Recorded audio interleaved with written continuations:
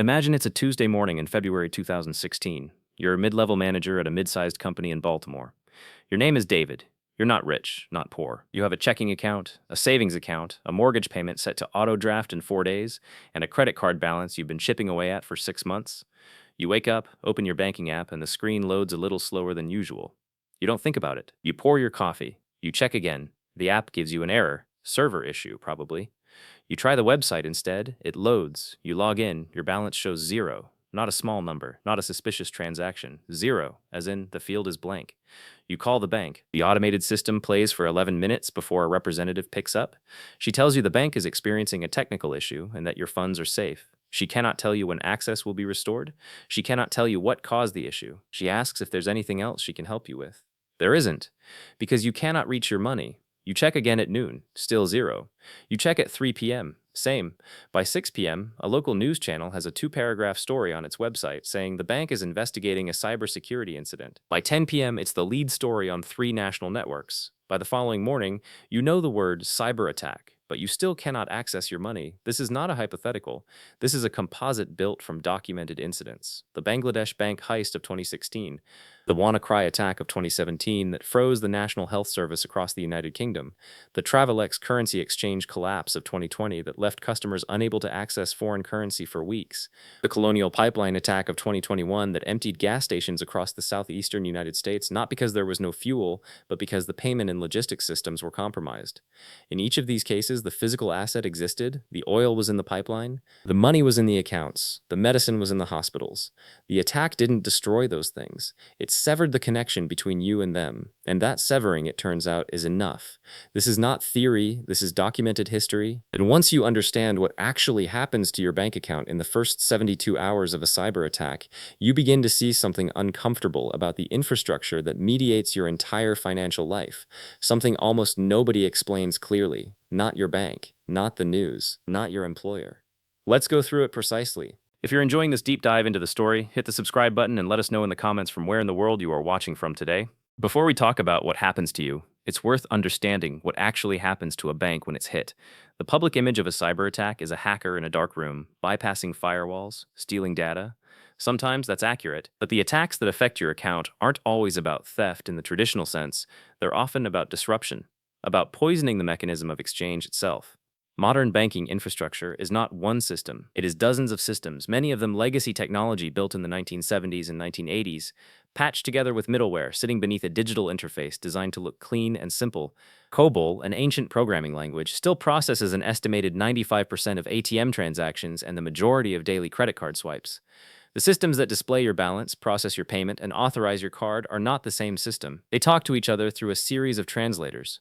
When a cyber attack hits, it often doesn't destroy data. It corrupts the communication between systems. It freezes the translators. It introduces inconsistencies that the bank's own software cannot reconcile. The bank's fraud detection systems, designed to flag anomalies, begin flagging everything and therefore nothing. The result is paralysis.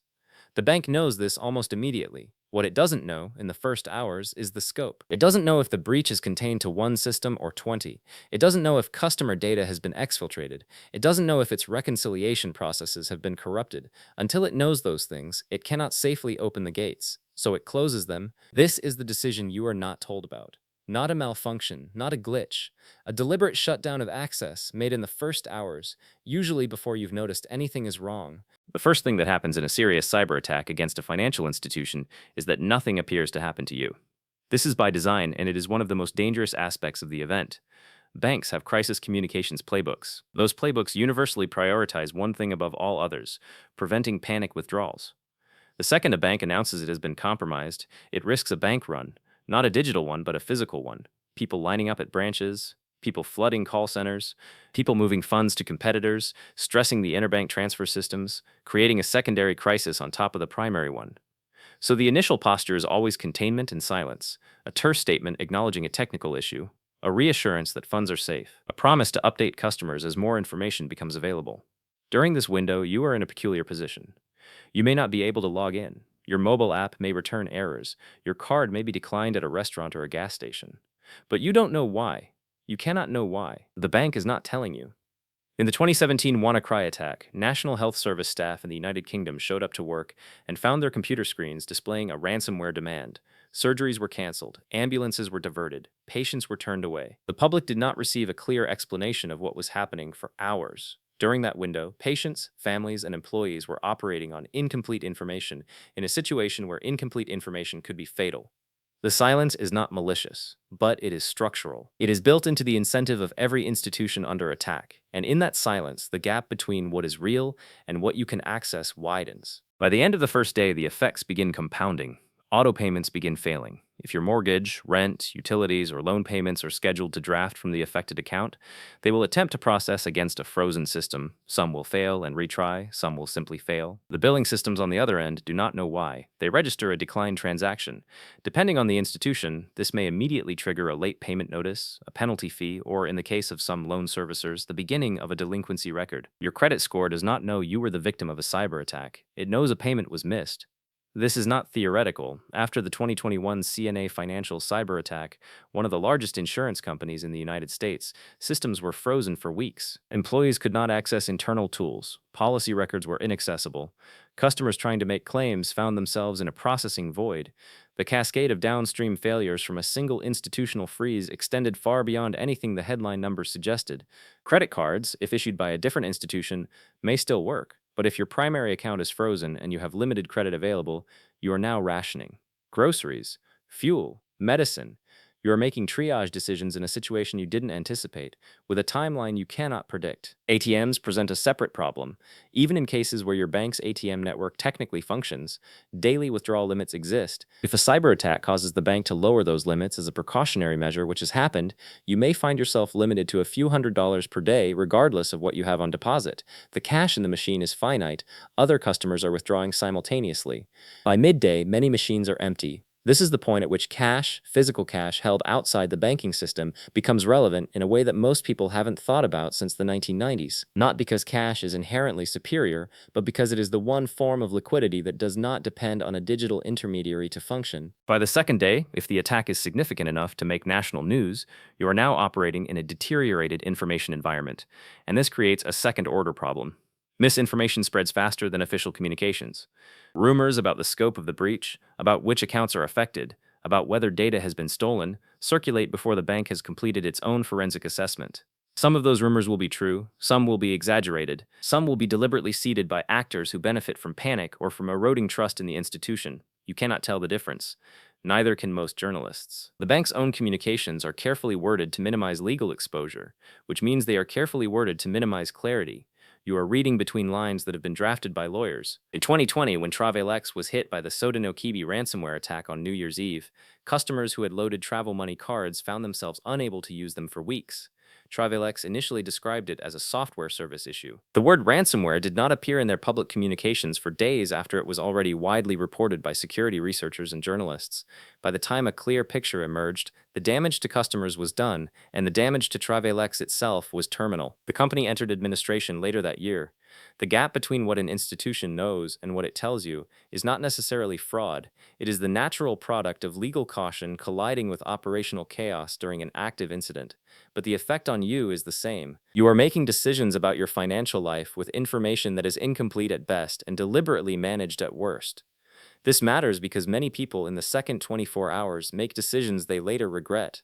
They try to move money using methods that are also compromised. They make calls that place them in social engineering traps. Fraudsters who monitor public news of cyber attacks actively call customers of affected banks, posing as security teams. They have the name of the bank, the name of the incident, and a plausible script. In the 48 hours following a major banking breach, fraud attempts against customers of the affected institution spike dramatically. You are not just dealing with a frozen account, you are dealing with a targeting environment. If you find this story engaging, please take a moment to subscribe and enable notifications. It helps us continue producing in-depth content like this. By the third day, a dimension of the crisis emerges that almost nobody anticipates. It's not about your balance, it's about settlement. Modern banking does not operate on real-time finality. When you make a purchase, what happens in the background is a series of provisional entries, promises that are reconciled in batches. The actual settlement of transactions, the moment money truly moves from one institution to another, happens on a cycle, often overnight, often through clearing systems like the automated clearinghouse in the United States or similar infrastructure elsewhere. When a major institution is compromised, those settlement cycles break.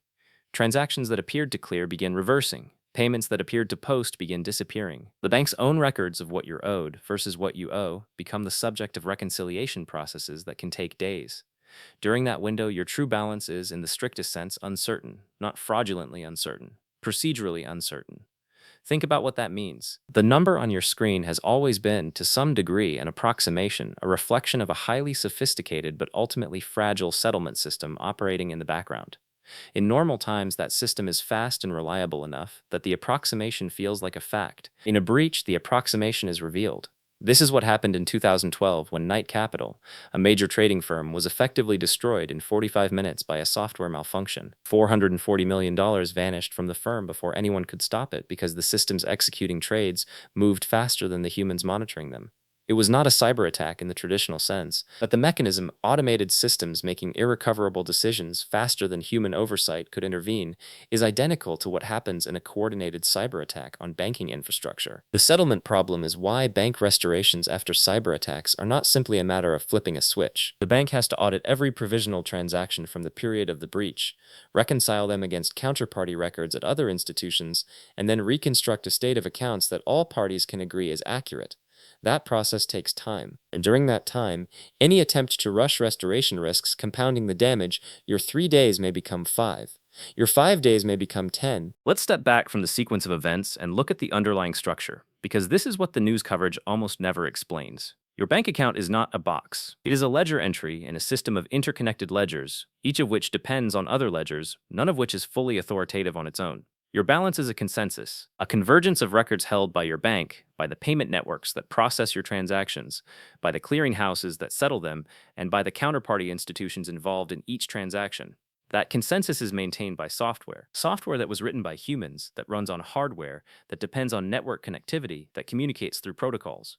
Every link in that chain is a potential vector for disruption. The reason this matters is that it reframes the nature of what you own. You do not own dollars in the way you own a physical object. You own a claim, a right to demand that the ledger entry representing your balance be converted to physical currency or transferred to another ledger entry on demand.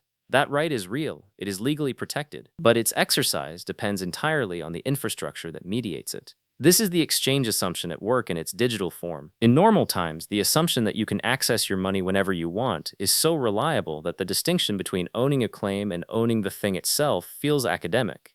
In a cyber attack, it becomes everything. The lesson of the last 2 decades of financial cyber attacks is consistent, and it rhymes with the lesson of every other form of systemic disruption throughout history. The people who weather the disruption best are not those with the most money in the affected system. They are those with the least dependence on the affected system at the moment it fails.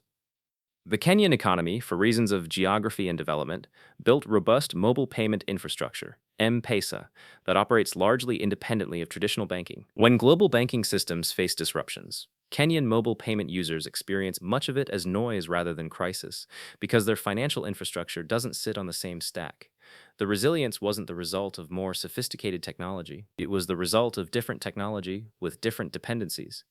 Retired farmers in rural communities who kept physical cash, who paid in person, who stored a portion of their savings outside the banking system for no reason other than habit or distrust, often fared better in the 72-hour window of a financial cyber attack than urban professionals managing their entire financial lives through a single banking app. Not because the farmers were smarter, because they had unintentionally maintained optionality. They had not concentrated all of their financial access through a single digital choke point. This is the pattern, and it is visible not just in cyber attacks, but in every form of systemic disruption throughout history.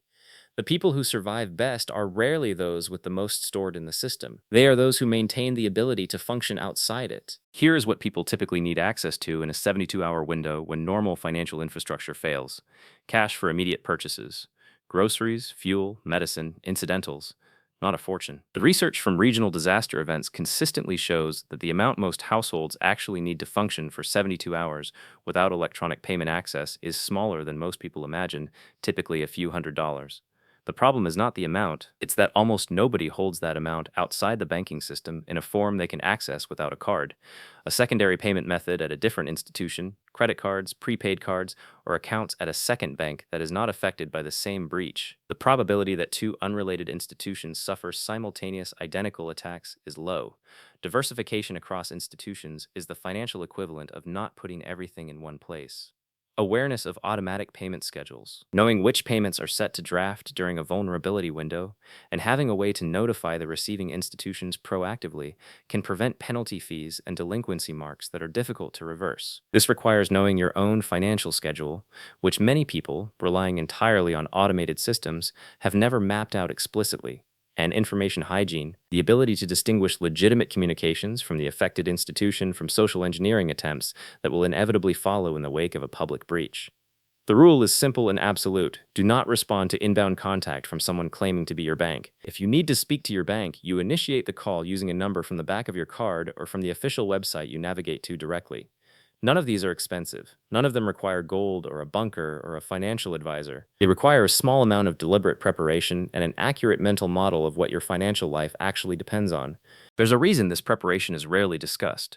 Banks do not benefit from reminding customers that digital access to their accounts can be severed without warning.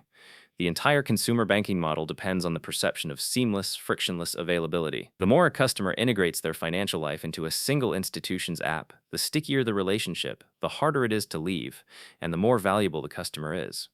The cybersecurity industry benefits from selling enterprise solutions to banks. It does not have a significant commercial interest in individual financial resilience. The product is institutional, not personal. The media covers cyber attacks reactively, after they happen, in a frame of technical specifics and corporate malfeasance. It rarely covers the structural vulnerability that makes individuals exposed. That story is less dramatic and less time-bounded. It doesn't fit the news cycle. So the information that would most benefit you, the clear-eyed explanation of what actually happens to your account in the first 72 hours and what you can do about it, has no natural distribution mechanism. No one profits from it spreading, and so it doesn't. This is not conspiracy. It is incentive structure. The ideas that get marketed are the ideas that benefit from being marketed. The ideas that don't have a commercial sponsor don't get the same reach. The result is a population that is, by and large, entirely unprepared for an event with a documented and rising probability. Let's be precise about likelihood, because this matters. Since 2015, the number of significant cyber attacks against financial institutions globally has roughly doubled every 2 years. The attacks are increasingly sophisticated, increasingly coordinated, and increasingly targeted at infrastructure rather than individual accounts.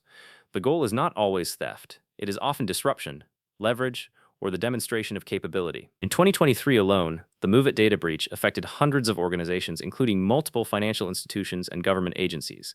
The Scattered Spider Group compromised major casino and hospitality companies with techniques that had direct applicability to banking. The Alf V ransomware group listed targets explicitly including financial infrastructure. The question is no longer whether a significant cyber attack will affect a major financial institution that ordinary people depend on. That has already happened, repeatedly. The question is whether, when it affects the institution that holds your money, you will be among the people who notice but adapt, or among the people who find themselves rationing their last physical $20 bill on day 2, unable to pay rent, having their credit score dinged for a missed auto payment, and unable to distinguish the real update from the bank from the fraudster calling 5 minutes later. That gap between adapting and not adapting has nothing to do with wealth. It has to do with structure, with how you've organized your financial dependencies before the event. The parallel to the historical examples of systemic disruption is not accidental. It is the same mechanism operating on the same vulnerability. When the infrastructure that mediates exchange fails, what matters is not what you have stored in that infrastructure. What matters is whether you have preserved any capacity to function outside it. That capacity is not expensive, it is not exotic, it is not the province of preppers or survivalists or the financially sophisticated.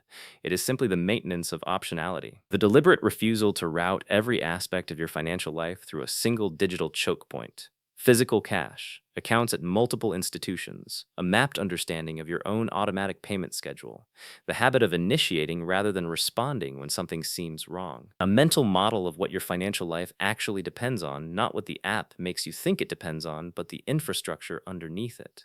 These are not investments. They don't appear on a balance sheet. They can't be traded or liquidated. But they are the difference between 72 hours of inconvenience and 72 hours of crisis. Every major financial institution in the developed world has experienced either a significant cyber attack or a near miss in the last decade. The probability that this pattern pauses is close to zero. The incentives for state level and criminal actors to target financial infrastructure are increasing, not decreasing.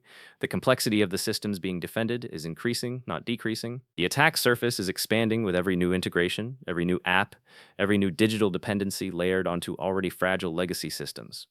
The first 72 hours of a cyber attack are a controlled experiment in what your financial life looks like when the exchange assumption breaks. Not permanently, not catastrophically, just temporarily. Just enough to reveal every dependency you didn't know you had. The question is not whether that experiment will run again. It will. The question is whether, when it does, you will have organized your life in a way that treats the digital infrastructure as what it actually is, a powerful but fragile convenience, rather than what it feels like, an inviolable fact of modern existence. History suggests the distinction between those two framings is everything. This channel exists to trace these patterns before they become personal. If this analysis is useful, subscribe. The patterns are already in motion. The better question is always whether you see them before you need to.